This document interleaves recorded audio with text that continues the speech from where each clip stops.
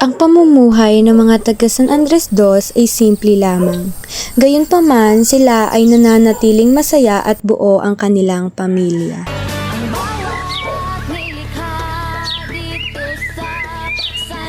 Halina't umpisahan natin ang ating araw sa pamamagitan ng pagsamba sa Panginoong Diyos at pagpapasalamat sa mga biyayang natatanggap natin at sa panibagong araw.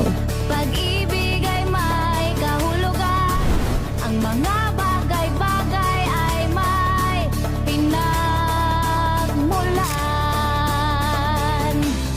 Binigyang hugis at pinapaniwala. Ang pagbubukid ay isa sa mga pangunahing hanap buhay ng mga tao rito. Hindi madali ang trabahong ito, ngunit nananatili silang matatag at porsigido upang makamit nila ang kanilang inaasam na magandang ani sa takdang panahon. Sa paaralan ng San Andres Dos, hinuhubog ang mga kakayahan ng bawat kabataan. Dito rin lumalawak ang kanilang kaalaman sa mga bagay-bagay na nakakatulong sa kanilang pamumuhay.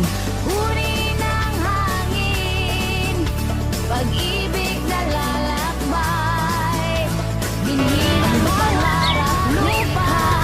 Sa barangay ng San Andres Dos ay may isang kilalang resort. Ito ay ang JRM Resort na pagmamay-ari ng pamilya ni Rodolfo Balino.